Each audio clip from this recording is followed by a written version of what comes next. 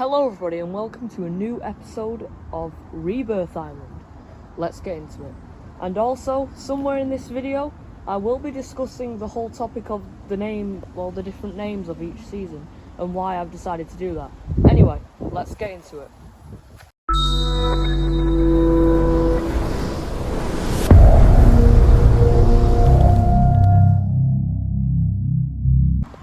In this episode, we'll be more focusing on what happens in the forest, for we've mostly been focusing on the dry lands and the plains, and sometimes the river sources.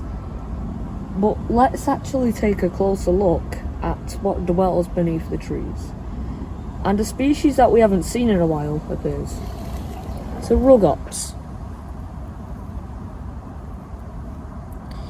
This female is searching for prey. And the reason why we haven't seen one of these animals before, well, for a while at least, is because they kind of just disappeared for a while. Mostly probably because the whole marshland situation.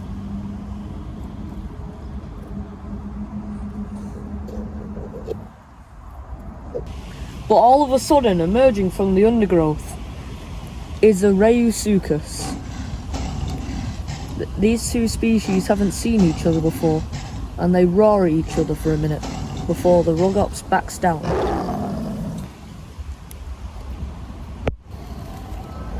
Or so we think.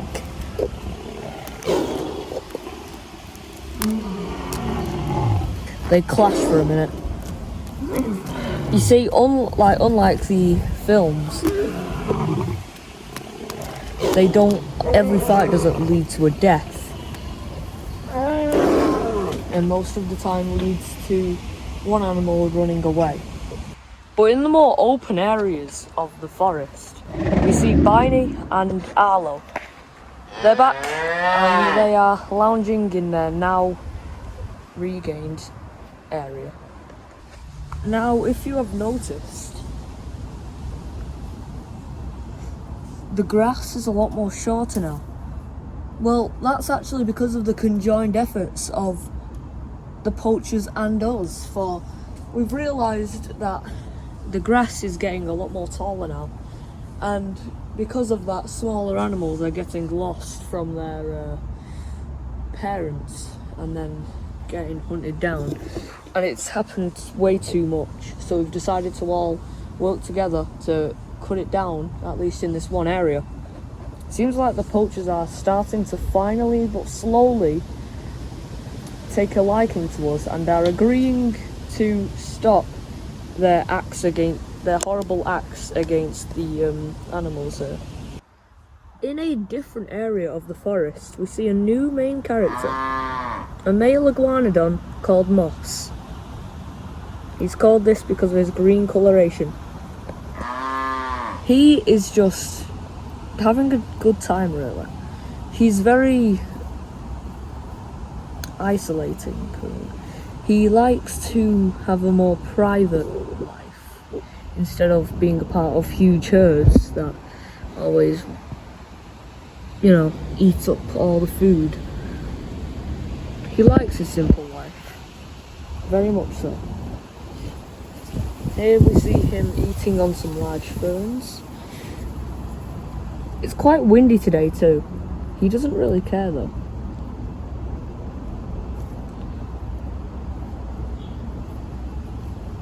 He fell over though. Shame. He soon wanders off into the forest. But somewhere else, deeper into the forest, we see a baby Brontosaurus or Apatosaurus. I'm going to say this again so I don't get yelled at in the comments by the die-hard Apatosaurus genus name fans. Yes, I know they're called Apatosaurus, but you can also call them Brontosaurus if you didn't know. Anyway, these aren't fully grown. And you must be thinking, what do you mean these is in plural? There's also a baby brachiosaur. Now, scientists call babies of these animals. Walking meatballs, really. For they don't have any natural defense. They're decently fast. They can use their necks, maybe, I don't know. The only actual predator they can defend themselves from is something like a Compsognathus. So they are not the most hardest prey to get. But these two are just living their lives. And yes, we did discover the other day that Brachiosaurus and Brontosaurus, they are both they've both evolved so close to each other that they both think that they're just the same species, which we find quite remarkable.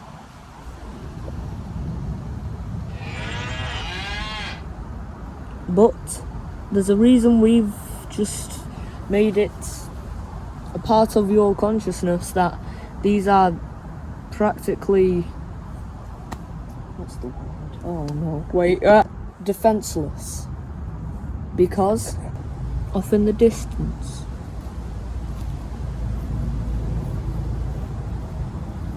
Boss is on the hunt. But he isn't alone. He never hunts alone. As the two sauropodlets, or walking meatballs like I said, go to feast on some vegetation, and is dragged away. The baby Brachiosaurus goes to investigate.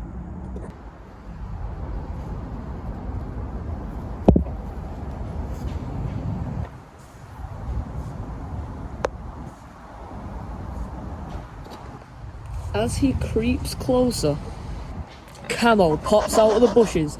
This alarms the baby Brachiosaurus and it runs off, only to get ran into a trap. The baby Brachiosaurus has nowhere to go. It stands there and waits to die. It's circled, taunted by Boss.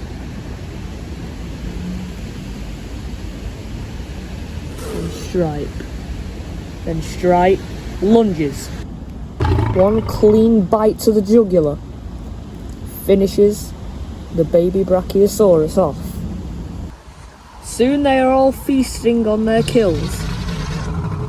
Obviously Boss, being the alpha male, or the leader if you will, gets the largest meal, while Camo and Stripe both have to share. Stripe digs in, and so does Boss. They're happy that they finally have got a meal.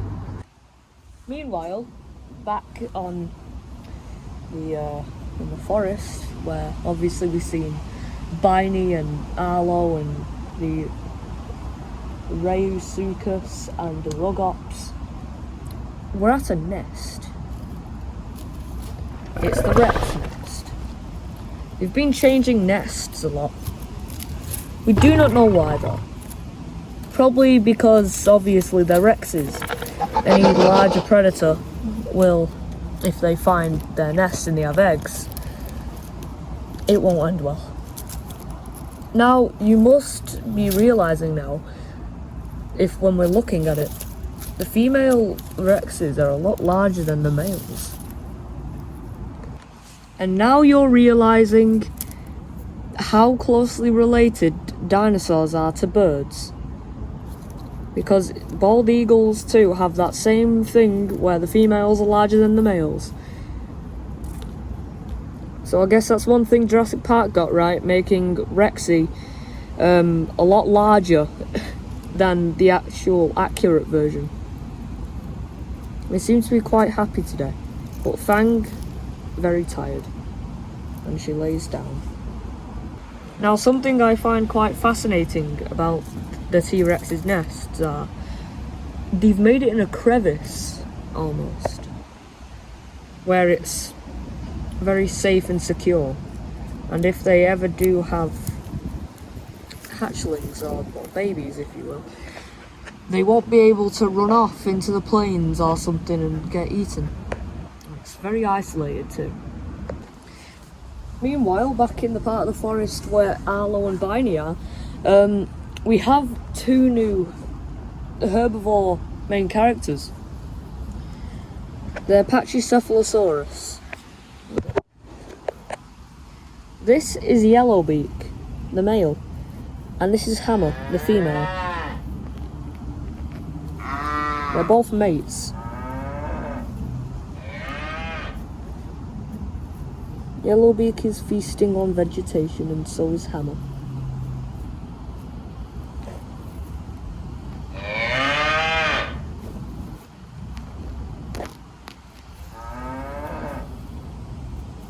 Yellowbeak lays down to get some dirt off. Hammer just falls, which is quite embarrassing. And while we're watching this incredibly relaxing scene,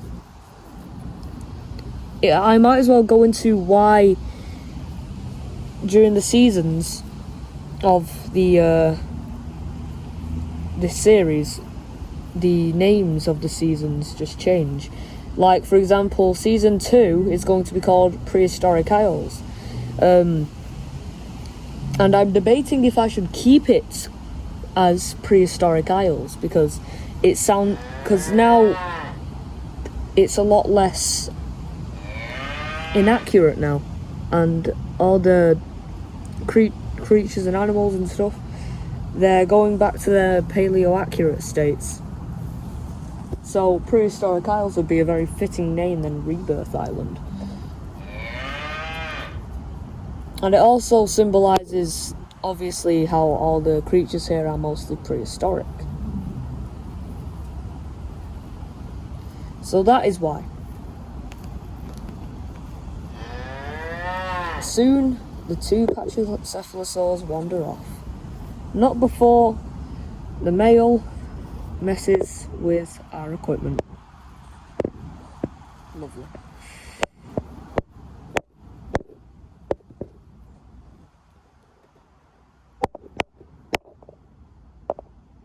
Oh, that is very comedic. Now, after the unfortunate demise of Blueback and obviously Stripe, spoiler if you didn't watch the last episode, and if you don't know what the last episode is, go check out my playlist. It has every episode in chronological order inside of that playlist. Anyway, we now see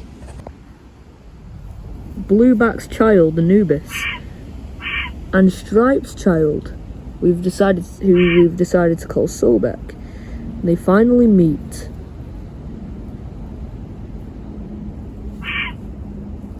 To them, they're the same animal and they won't fight.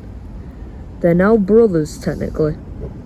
As they're chatting, though, they're disturbed by a small flying pterosaur.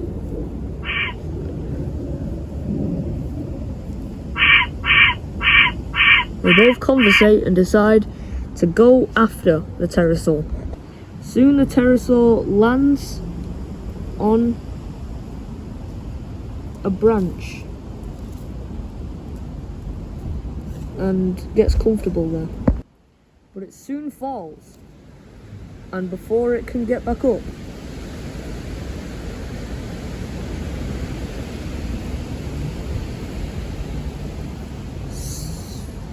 Sobek gets to it. I've got his name then.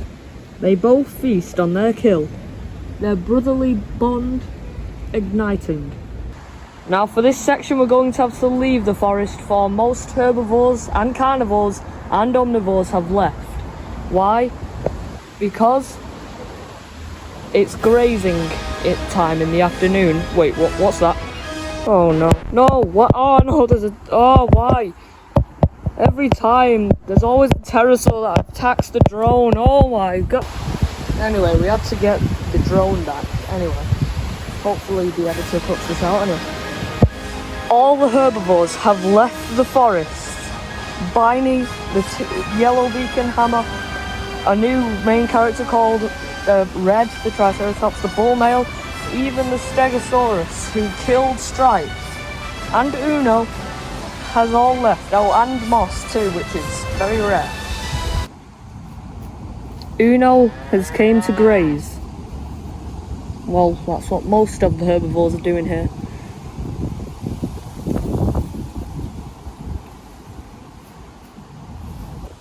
But all of a sudden, two younger Triceratops emerged from the forest, for Uno was grazing on their patch. Although they're smaller and a lot younger than Uno, they're still a threat because there's two of them.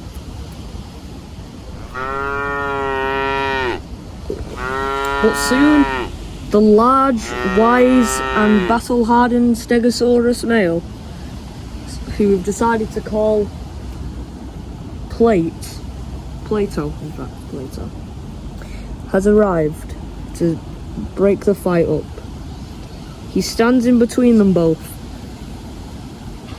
Uno gets annoyed at this because for some reason Uno likes fighting.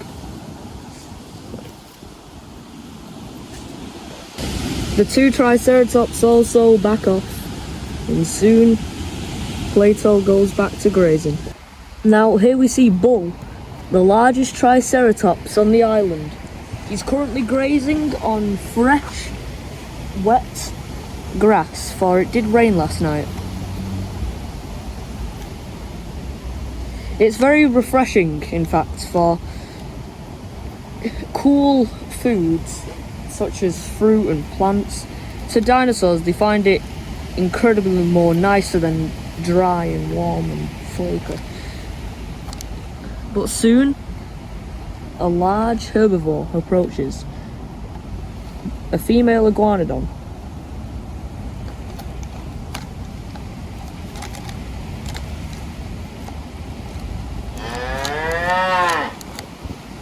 They conversate.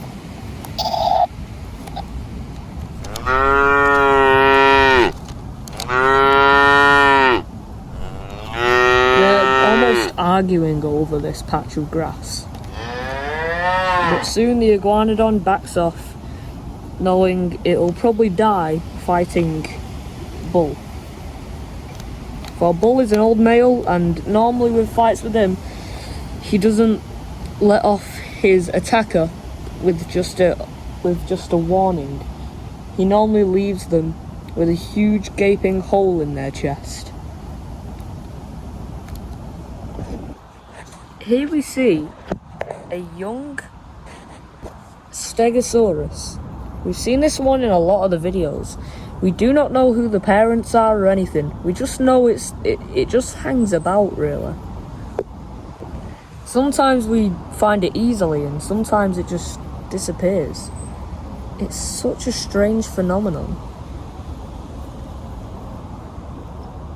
And we've seen it in almost every episode, even the episodes that date back 20 or so years. And there's also a similar looking Stegosaurus who looks literally... Now, after like the third time we've seen Red in an episode, we've decided to make him finally a new He's currently grazing on the area that is still marsh. He can't step on it though, he's just feeding off the parts that are still wet. But there is one dinosaur that can step on this area. It is a Therizinosaurus. This one's a baby, obviously. It's the same one we seen scoop up that lizard, if you remember. It uses its claws, its massive claws, to rake through the grass and vegetation. He especially likes these mossy bits here.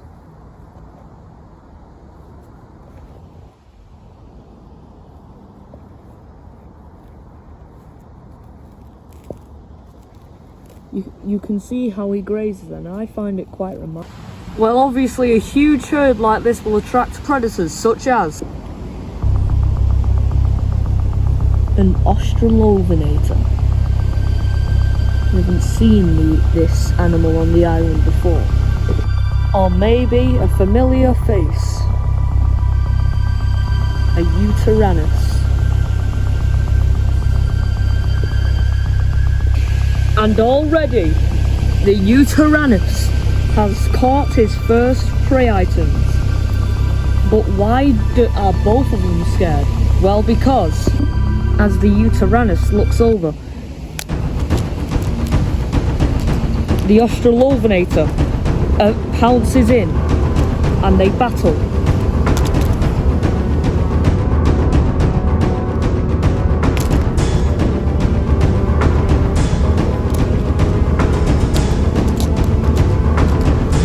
It looks like the Australopithnator has the upper hand, but that is just entirely false.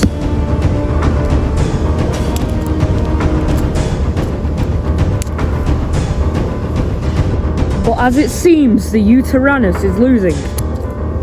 The Australopithnator is launched. He runs at the Uteranus, only to get thrown at one of the cameras. And he pounces back on, biting onto the back of the neck and kicked down.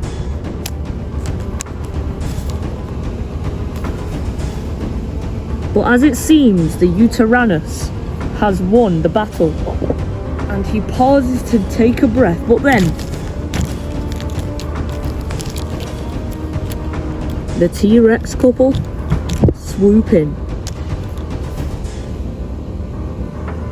being the true victors of the battle.